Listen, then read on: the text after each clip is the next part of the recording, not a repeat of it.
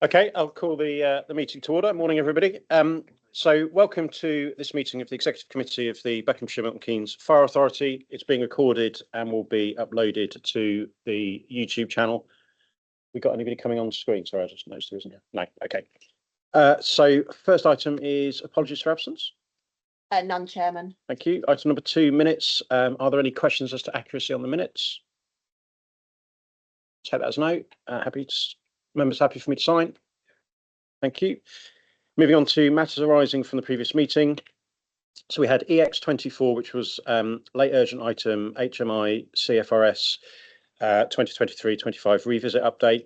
The chairman asked if the breadth of support that's been taken could be shared with members. The head of technology transformation and PMO has advised that this has been done and demonstrates that a wide range of partners, including other fire and rescue services, the National Fire Chiefs Council, Buckinghamshire and Milton Buckinghamshire Council and Milton Keynes City Council and suppliers have brought a wealth of support and knowledge to develop the service. Item EX26, reward and recognition of review.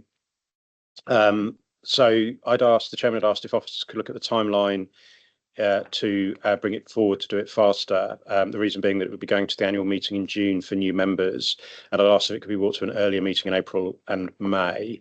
As it happens, turns out there aren't any meetings of the Fire Authority in April or May, which completely passed me by, which we should fix for future years. But as a result, it will go to the June meeting. I assume you can still meet the June deadline, can you? Okay. So the new members will get it. That moves us on to item number 4, disclosure of interests.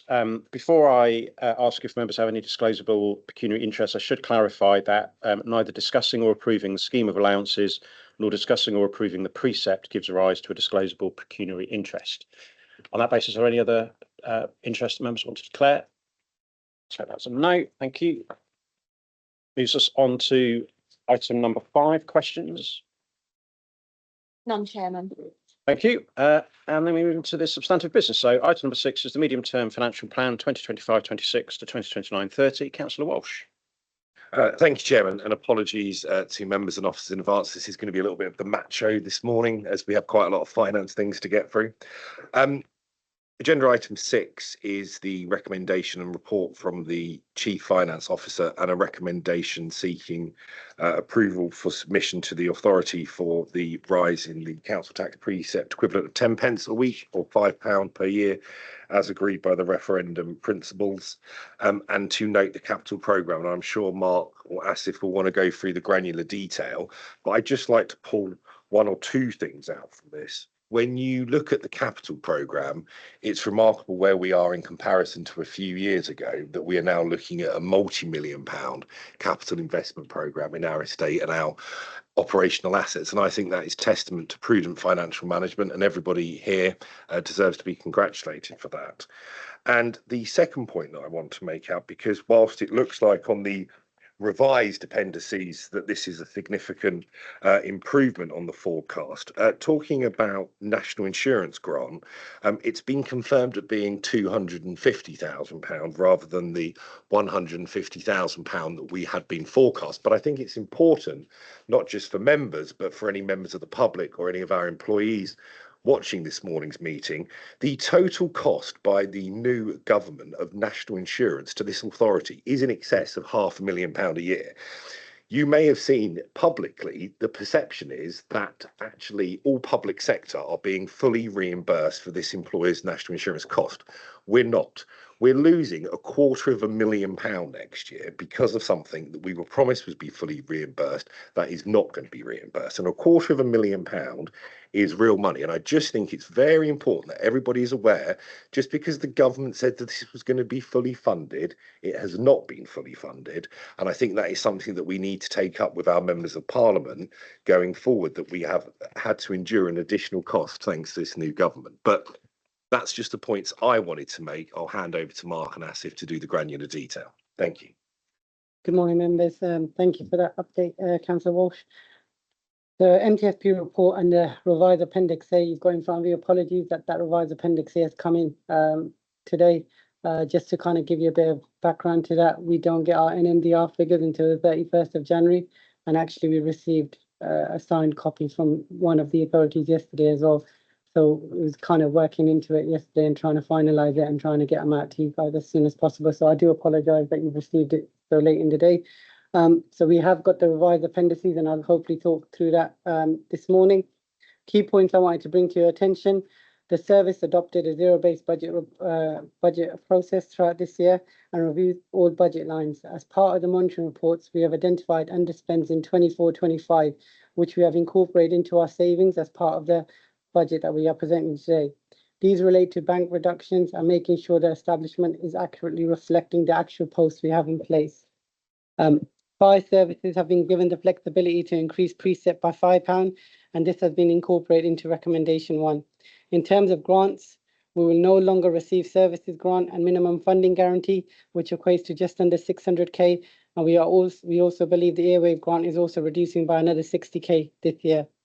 The other point I just want to bring to your attention, which Councillor Walsh alluded to, was in relation to national insurance contributions. The true cost is in the region of £500,000. On a positive note, we had originally only planned 150k in terms of funding. That has increased by 100, but there still is a big difference between what the actual cost is going to be compared to what we're receiving. Again, in terms of the capital, Councillor Walsh alluded to it, we have presented the 5-year plan. Key areas to note are the indicative amounts we've included in the budget for a training facility and an options appraisal for High Wycombe Station. In order to help fund this capital programme, we have also planned to reverse some of our voluntary revenue provision of £3.5 million, which was set aside for the repayment of long debt in 2027-28, which you will see illustrated in the Prudential Indicators paper, which follows later in the agenda. If I can now bring your attention to the revised appendices, as we now have the final NNDR figures submitted by Buckinghamshire Council and Milton Keynes City Council. We have used these to update our financials, which are all positive news. We have updated the funding figures following confirmation from the billing authorities regarding amounts receivable from NNDR and council tax, both of which have a statutory deadline of January 31st. Additionally, we've also received confirmation of the National Insurance grant. The key highlights are that Buckinghamshire Council's NNDR figures are significantly better than anticipated. This improvement is primarily due to their revision in their appeals provision. They expect fewer appeals or fewer successful appeals, leading to a reversal of some of the provision they had set aside. As a result, there is a 172k improvement in the settlement funding assessment line for 2025-2026 only. The other key change was the National Insurance grant. Considering all these changes, the revenue contribution to capital budget in Appendix A and Appendix 1B for 2025-26 to 2029-30 has been revised in order to balance the budget. Total usable reserves at the end of 2029-30 are now forecast to be just under £5 million, and this is an improvement of just under 700k, and most of that is now because we've assumed a higher National Insurance grant over the next 5 years. Happy to take any questions. Thank you. Questions from members? That's Bailey. It's just a small question, actually. In my capacity as being a sub on the planning committee in Milton Keynes, I noticed in a recent planning application for a block of flats that Fire Authority hadn't requested any emergency services funding. Thames Valley Police seem to have put in a request for money for a speed camera van every opportunity they get, and I wondered if there was any scope to gain more funds through that. We have struggled to access kind of the Section 106 funding in the past, primarily because you can build a block of flats or quite a substantial development of housing, and it doesn't actually add that much risk. It'd only be if it's kind of a new development which wasn't near to an existing station and you're looking to build new infrastructure around it. We did have some success with the Blue Light Hub when we built that, accessing 106 to help contribute towards that. But yeah, it's generally our opportunities to access that are probably more limited than they are for other emergency services, but we do try to get it where we can. Councillor Hall. Yeah, thank you, Chairman. I'm very, very concerned about this gap on the National Insurance. It's a huge worry and it's a large sum of money. MP Emily Darlington, obviously we know her very well from this authority. She's very sympathetic, I think. Could we not write to her and lobby her very strongly, perhaps even invite her to a meeting, because I'm sure she'd be sympathetic, be on our side and lobby the government. Just for information, myself and the deputy had meetings with both Emily and Callum last week, and we did take the opportunity to lobby them quite hard actually in terms of additional funding, our concerns around national insurance contributions. So we have, and you're right, they were both very receptive to some of the challenges that we raised and highlighted. So I'm hoping it might be a good idea to follow those up with a letter, but we have spoken to them and we are taking opportunities where we can to do that. We did, sorry, I can never remember which meeting we covered this in, but I think we did discuss sending a letter, a joint letter from us covering both the need for the multi-year settlement and this and some of the other points. So have we got that in hand? Yeah, so that's in hand. We were just waiting for the final figure for what the national insurance grant was going to be, and we only got that on Monday as part of the final settlement. So now we know what the actual gap is. We'll lobby hard. We have already put it, as you'll see, in item 8 as part of our response to the provisional settlement, but we'll continue to lobby hard on that one, both locally and nationally. Thank you. So if we can note as an action for the chairman and the chief officer to write to the members of parliament, and we'll write to the fire minister as well. On any other comments? Councillor Lambert. Thank you, Chairman. So I support the paper and its direction. I have for many years, I've been in the authority for 12 years, supported the £5 for Fire campaign, and good to see that we have that this time. In the papers, usually, just as a side comment, we usually have a chart to see where we are in the league tables of where we are with the other fire authorities, because that was always a powerful message in terms of one, PR, but also for new members and new staff to understand where we are in the positioning of it. And I think that would also be helpful to send that to our MPs as well, if we could reinstigate that this year for them. We have, Emily was served on this authority, and I've got a lot of time and respect for Emily, and I've known Callum for many years as a friend. So I'm glad to hear that they were receptive. We do have other MPs, of course, and I'd love to hear that they have had a similar message, not just a letter. I know one of them is particularly hard to get hold of, but hopefully she will be receptive at some point to that.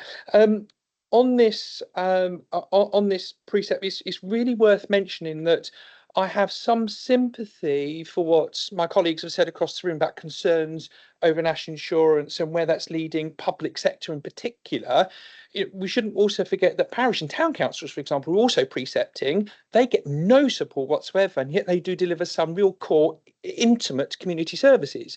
So cities like Milton Keynes, who have lots of parishes, they'll get no support whatsoever for that. In Buckinghamshire, we have 160 odd parishes, which is more complicated. But where the fire authority is concerned, this isn't just 1 year that it affects multi-years.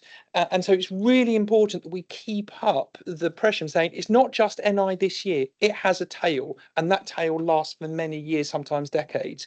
I admit, having worked with small businesses for many, many years, I also am seeing the impact on them also, which leads me to a fire risk issue about them not investing, for example, in some of their protection equipment or alarm equipment because they're having to put investment elsewhere. So I'm just flagging my personal concern with small businesses who are having to share this burden and then taking risks around fire and protection as a result. But otherwise, where we're concerned, I think this puts us in a good position. I was glad to see the capital, I'll come on to that in a minute, but we're glad to see the capital provision as well and the works to High Wycombe Station, something a long time in the planning. So for me, I think it's not the best settlement. It's the right settlement for us right now. I wish we could get more, and I'll hope that our MPs and eventually the Chancellor will listen to our pleas in the sector, because it is sector wide, and it's just been parochial for a minute on our particular budget. So thank you for your time and the papers. Yeah, thank you, Councillor Lambert. Some really good comments in there, and welcome your support. In terms of our relative position, I know when Louise and Simon have met MPs, we've pushed that and we showed them that chart. I believe we're still the third lowest precepting authority. So yeah, it is important to give it that context. So thank you for highlighting that. Yeah, echo your point on national insurance. One of the risks we have in terms of our community risk management plan is not just the economic impacts on fire of changes, but also the economic impacts on individuals and businesses' behaviour as kind of they're stretched, and they may kind of avoid spending money or do more risky things because of they're pushed into it, not by choice but through circumstance. So really good to highlight that. We are preparing for the next spending review, which we're hoping is going to be a multi-year settlement. I help kind of nationally sit on the board that's helping to write that, and national insurance is a big part of that. So we continue to push that point. Yeah, and in terms of the spending review, it's hard to kind of gauge it because it's not the best, but it's not the worst. There's some really good points in it around the flexibility, but we've seen a massive withdrawal of minimum funding guarantee services grant, things like that, the national insurance pressure. But we have had kind of positive news on business rates, but that's always really volatile. So for 25-26, I think we're in a good position and we're able to put some of that investment into capital. My nervousness is around future years, because government set out as part of this kind of settlement that they're going to look at funding distribution for future years. And kind of two of their key criteria are level of deprivation and your ability to raise council tax. In terms of our ability to raise council tax, kind of pound for pound of all fire authorities, we have the best ability because about 70% of our funding is from council tax, and we have a really strong council tax base. So even though we've got a low precept, kind of for every pound we raise it, we generate more than most fire services. And in terms of deprivation, although we do have some pockets of deprivation within Buckinghamshire and Milton Keynes, as a whole, compared to some other regions, our deprivation is really quite low. So there is a risk that when they redo the formula, funding will start to flow from here to other services. That's a big reason we're investing in capital now, is let's do that whilst we've got the money. Then if we need to in future years, that's much easier to reallocate than it would be if we invested it in extra people, for example, because then you're putting jobs at risk. So that's where our strategy is going. So we're trying to put ourselves in the best place to kind of weather potential future storms. It's something we're going to keep a really close eye on going forwards. Councillor Walsh.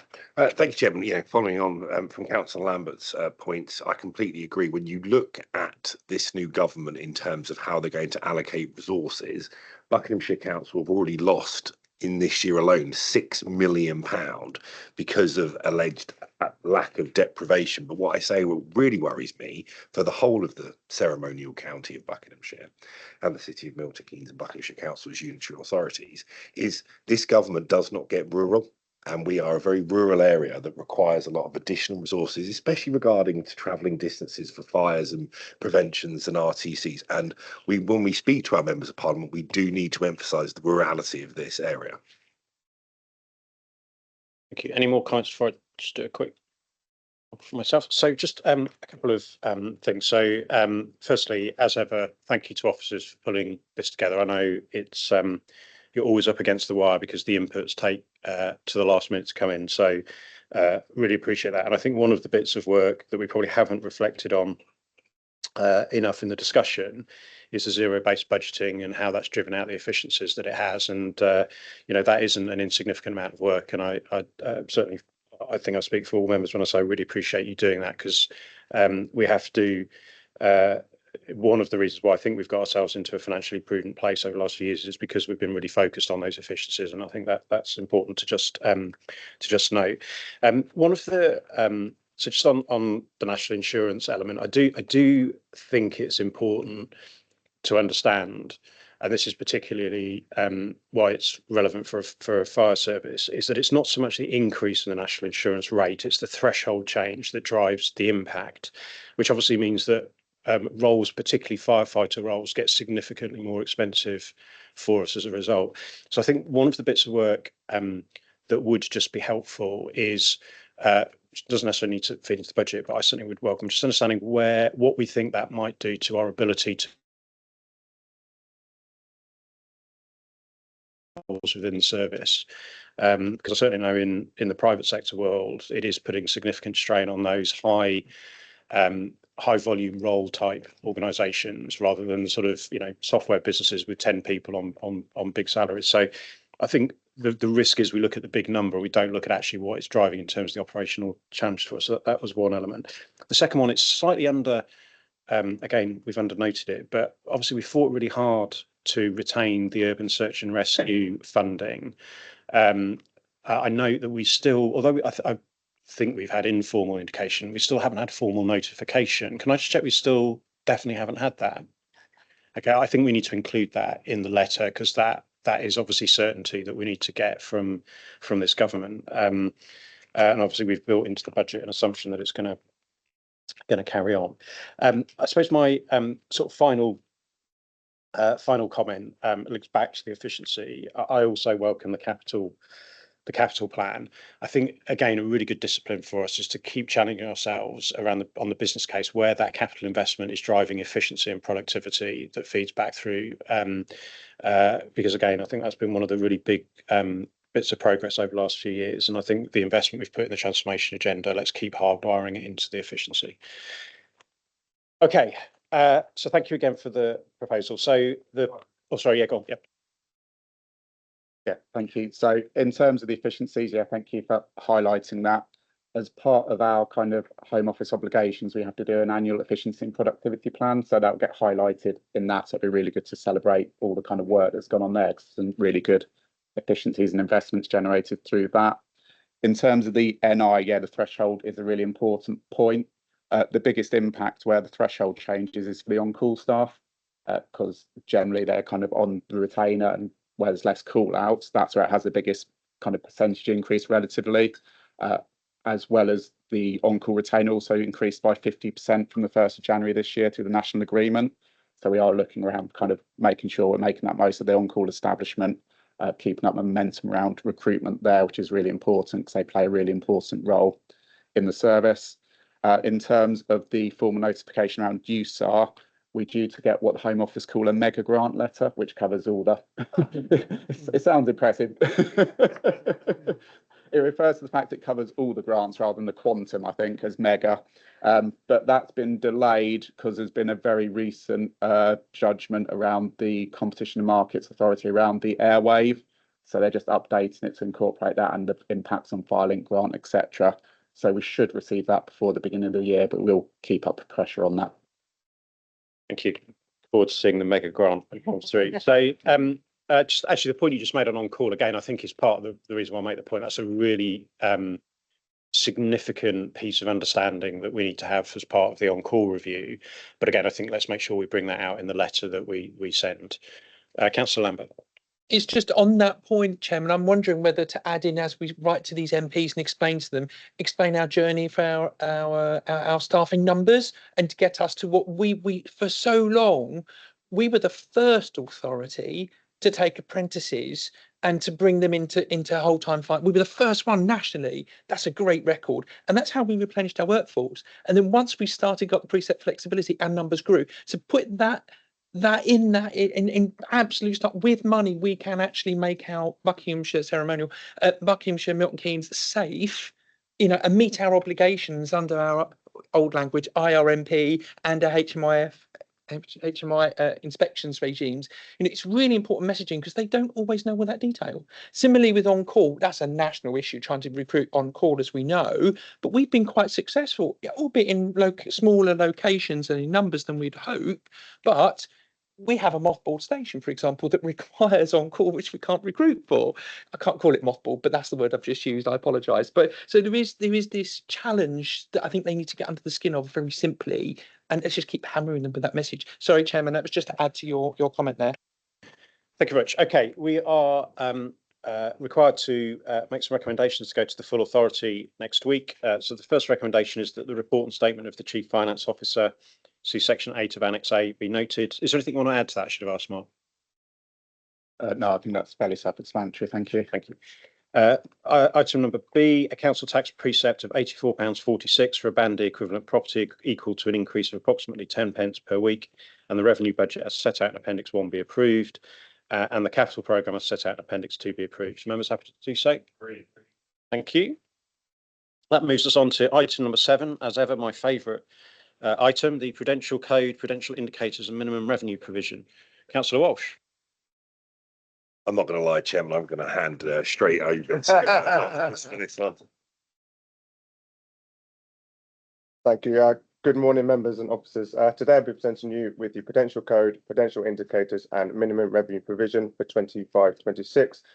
This is a technical paper and presented annually to this committee to approve the recommendations with final approval at the Fire Authority meeting next week.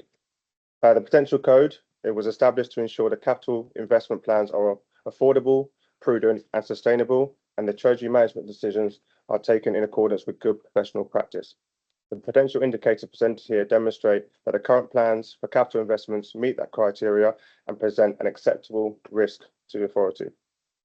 The minimum revenue provision is a statutory charge to a general fund, which ensures the authority has sufficient cash balances to repay borrowing upon maturity, reducing the refinancing risk. For the past few years, the authority has limits for borrowing and other long-term liabilities been set 2 million above the operational boundary limit to allow for effective management of cash flow. However, this paper is recommending the authority to increase the authorised limit to 2.5 million, with the estimated additional amount of 500,000 to account for the lease liabilities following the implementation of IFRS 16 leases. This paper also supports an MTFP, which has been presented today, and according to the MTFP, there are no plans for additional borrowing. However, as mentioned, in 27-28 is forecasting to reverse the voluntary revenue provisions of 3.5 million. Happy to take any questions. Any questions from members? Okay, as it happens, I have two. The first one's just on the ratio, the financing cost ratio to net revenue. Can you just explain to us? So obviously it gets significantly. It reduces significantly in 26, 27, 27, 28. Can you just explain a little bit about what's driving that significant drop off? Because I wasn't altogether clear on it. And then just on the capital financing requirement and the fact that we are exceeding it in the I think you referred to in the medium term. Can you just kind of take us through the so what of that? And is there something there that we should be doing about going back round because obviously we carry, and again, I'm not sure every member will necessarily know this, but we've got one of the lowest debt positions of any fire authority. We took some decision to reduce that last year or the year before. I'm just wondering if there is something there that we need to be alive to, given the position that you're outlining. Yeah, thanks, Chairman. The 2 points are actually linked. So if I pick up the capital financing requirement one first, back in 2015-16, I think it was, we took the decision as an authority, and as I referred to it in his paper, to set aside money to cover our entire kind of debt repayment. But we didn't actually repay the cash early because at the time the penalties for doing so were extremely high. So we've been carrying that for a while now. We did, as you say, we did repay some early, I think about 18 months ago, because actually with the interest rates, it's kind of inversely linked. So as interest rates go up, the penalty comes down to the point where we actually got a premium. So they paid us to repay them the debt, which is quite good. So we've been keeping that under review. But as we looked at in the budget, the capital programme is a multi-million-pound capital programme, as Councillor Walsh said. Part of that is being funded by effectively reversing that voluntary revenue provision. So taking the money back. So we're not actually going out and borrowing more money, but it's what's called internal borrowing. So we're kind of almost reversing that debt in order to fund it. And that's why the ratio of net financing cost to revenue stream is changing, because we then have to start setting aside money again in future to cover that debt when it matures. Thank you.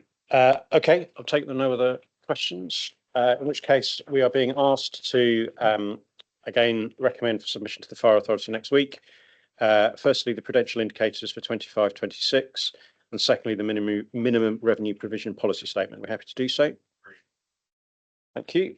Moves us on to item number 8, the response to the Provisional Local Government Finance Settlement 24-25 consultation. Councillor Wall.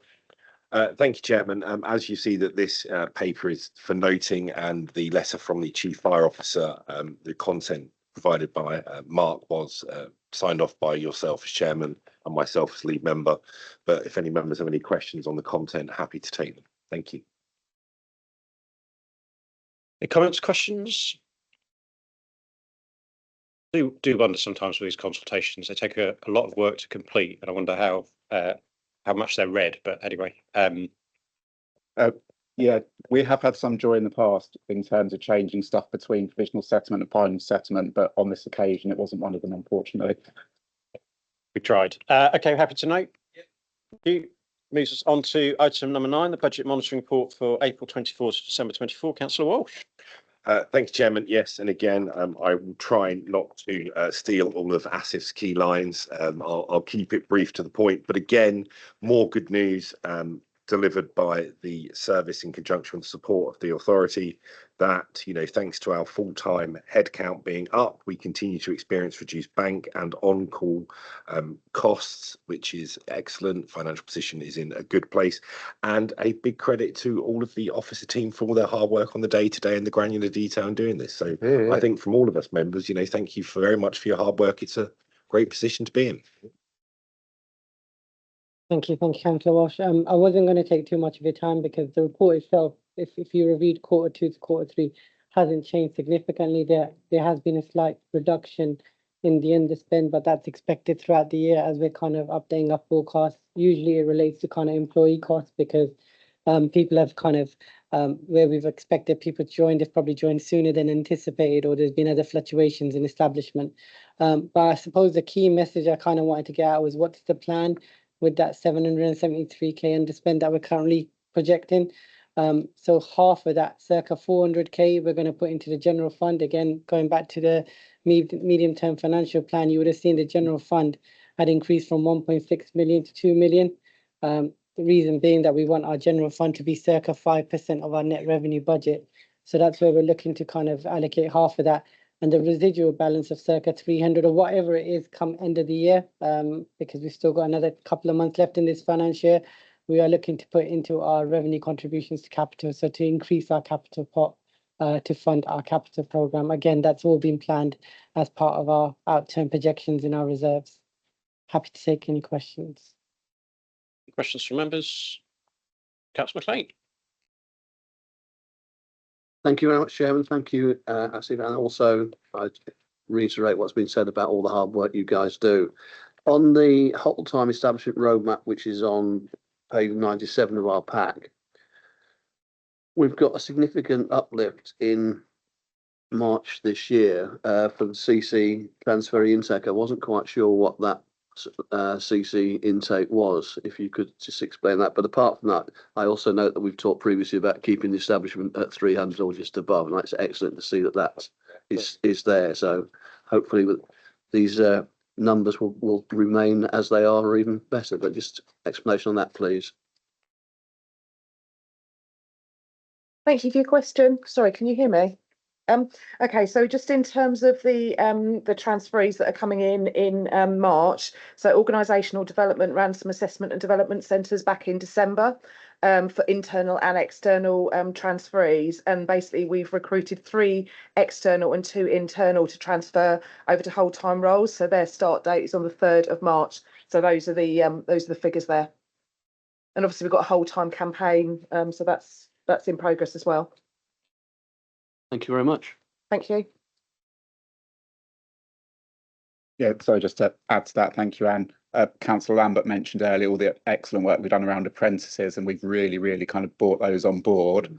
This is also kind of trying to recruit some more experienced staff as well to get that really good blend between people that are kind of new to the service, but people coming from other services and bringing skills from outside as well. So it's part of that blended approach to recruitment. So yeah, it's not just one size fits all. It's trying to get different bits at different times to really make sure we get that rounded workforce.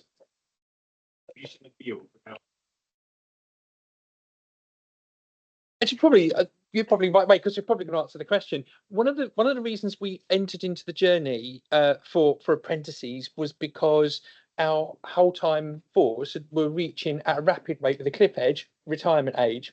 And I was just wondering, I don't want a paper or report, or it's just a question like, where are we with that balance now with the recruitment that's gone in, and what's the cliff edge looking like now? But I appreciate that could be a big piece of work, so I don't want to make it onerous. Sorry. Thank you, Councillor Lambert. You've teed me up perfectly. Right, so we have a people delivery group who meet on a monthly basis. So part of those reports that go through are workforce planning. So we put recommendations forward. We look at all the figures on a, literally every day. We're kind of looking at our leaver rates, which are currently 1.2 a month. We'd they've previously been higher. We look at the proposals for firefighters, apprenticeships. We also look at transferees. So that's what that table is showing. And basically what we're doing over that is we're looking at firefighters and transferees, we're looking at leavers, but we're also looking at the retirement profile. So we map that over the top.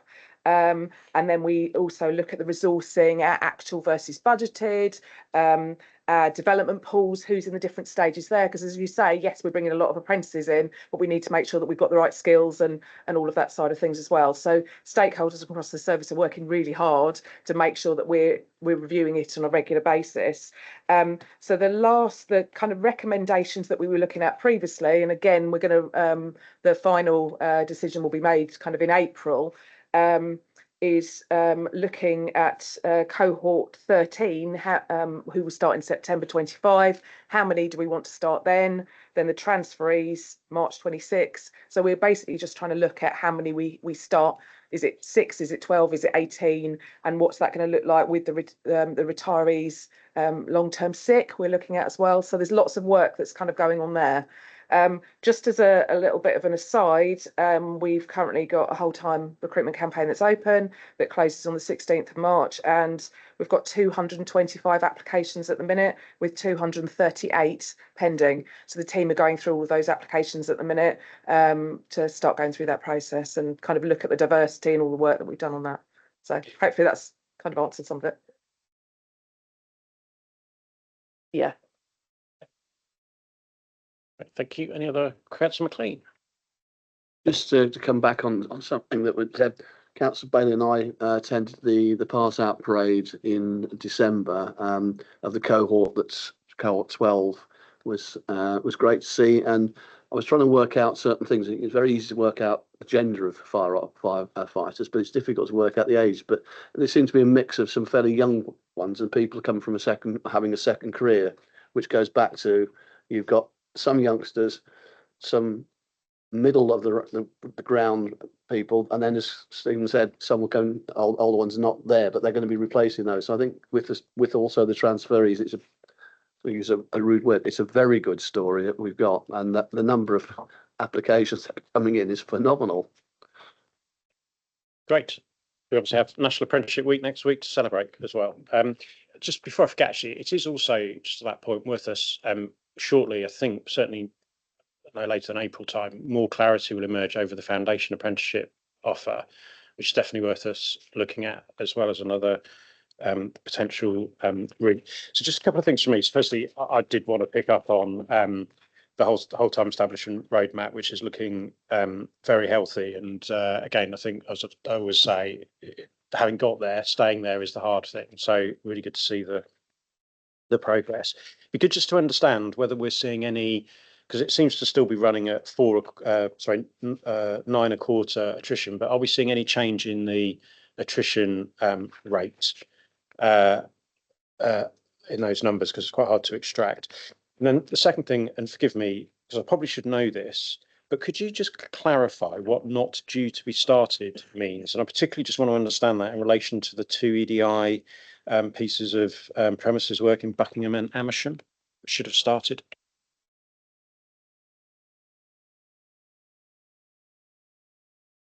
So if I take the last question first, that's okay, and then I'll ask HR colleagues to comment on the attrition rate if possible.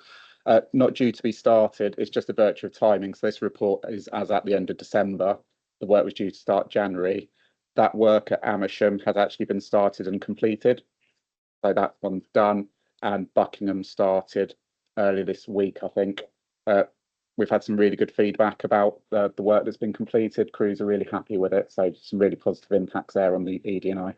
Could I suggest then that probably just from a optics of a paper perspective, you just put due on track or due to start on track, or something that explains that you're expecting it to start in January if it's ahead, because otherwise it just looks like we've missed the deadline. So thank you. And is Anne doing the next one or Ronnie? Sorry, so just in terms of the last 12 months, the actual leavers by quarter, we look at this on a regular basis. So the average was 1.2 per month or 3.5 a quarter.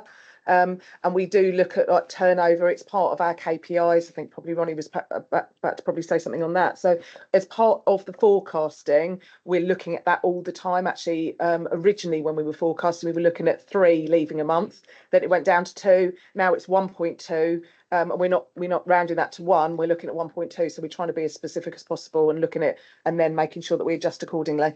So that's really good news. That because it was running at, as you say, 3 a month. So what would be, just separately, I'd be interested to see of that 1.5 that's leaving, how many are retirement versus leaving to other services versus leaving Vector, because that again would be really telling. Because I think one of the challenges we have grappled with has been the loss to London, London Fire Service on Fire Brigade. But yeah, so it'd be good just to understand what's driven that, because that's a real success story. So well done, Driver Linda. Yeah, just to add, sorry, Simon, in terms of the governance of looking at our HR metrics, analytics, we look at this through our people delivery group, we set up a few months ago. So we are looking at this as a team on a daily basis, and that is the measure moving forward. So we've got a good grip on it, but we won't get a tighter grip on it just to give that reassurance. Councillor Hall. Thank you, Chairman. Just on the property capital programme, as a local member in Princes Risborough, I'm getting a lot of grief about the tower. And notably, it's nothing to do with fire, it's about loss of mobile phone signal. It's caused a lot of consternation in the local area. So I just wonder if we could have an update on the tower, please. So we are in conversation with the mobile phone operators. We did offer them the ability to site a temporary mast on our site somewhere else, which they declined to do. So, but at the moment, we cannot allow them to operate from that tower because it's not going to fall down, but it's unsafe to use at the moment. So we're in conversations. I think we've got a meeting with them later this week to discuss the way forwards. We have offered them the ability to rectify the situation, but we can't make them put a temporary mast there, but we've made the offer. Thank you, Chairman. Just following up from Councillor Hall's point, we're also aware again as local members that the mobile phone company are now claiming to the town council that they need to take over some of their green space because they can't be provided with what they're required at the fire station. So in particular, if you could try and clarify that point next week when you meet them, that would be very helpful. Thank you. Sorry, forgive my ignorance. I don't have to forgive it if you don't want to, but what is the issue then with the Princes? Why has it not been replaced? So the Princes Risborough Tower is a brick-built tower. During some inspections, we've had them all structurally surveyed. It was found that it's unsuitable to be used currently due to possibly, and we can't prove this, but the aerials on it may have damaged it. So we're kind of in conversations with the aerial company. Longer term, what we'd like to do is try and replace some of those brick-built towers with steel construction towers, because they've got a much better useful life. What we don't want to do is spend tens of thousands of pounds repairing a tower when you can get a new one for about £80,000. So we're having a look at longer term kind of drill tower replacement programme and whether we actually need a drill tower on every site or whether we can rationalise some of those. So so it sounds to me from what I'm hearing that the fire service is potentially being blamed for the fact that the tower hasn't been flagged and there's not a mobile phone. Could I suggest that we perhaps write a letter to the parish council that sets out the context for why the mobile phone isn't there, so that we can quell any myths that are being spread? Thank you, Chair. Just following on from your comments when you said about the table for pages 102 and 103, where we've got at the end where it says not due to be started. My first point is, I thank you for saying that if we can get better clarification where we are with EDI, because if we go to page 102 where it mentions about the all sites fire door assessments and replacement programme, not due to be started, we're now into February. It's mentioned that it should be January. So if I can get a clarification on that. My second, if I may, Chair, is just following on from when you mentioned about the EDI and wellbeing that's looking to be introduced. Is there a reason why the ones in Buckingham, for instance, has been introduced at the late part of January rather than an early, such as Amersham? So in terms of the fire door assessment, I can't give you an answer off the top of my head now, but I will find out for you and come back to you. In terms of the ED&I assessments, it's just trying to phase the work because we can't do it all at once. We have a limited property team. So it's just trying to plan them. So we're not trying to do them all at the same time. It's prioritising them. So we had Our station commander, projects HR, and our people and culture officer went round and spoke to all the crews, and we did an assessment of what was the highest need. We've addressed that first, and we're working our way through that list. I take that on board. It's just as Councillor Rouse had said, that with it saying not due to be started, even if it has been started, even we've got update papers that we can have, just so we've got this clarification. Because if we get an audit and it says that we've not started it, but promising that we are going to, we don't want to get ourselves into a sticky wicket. Yeah, that's a really good point. I'll take that on board for the next meeting. It is, as I said, just kind of virtue of the timing, but yeah, we can make sure that's reflected. Good. Okay. Thank you. We're being asked to note the provisional outturn for the authority, 31st December 24. Happy to do so.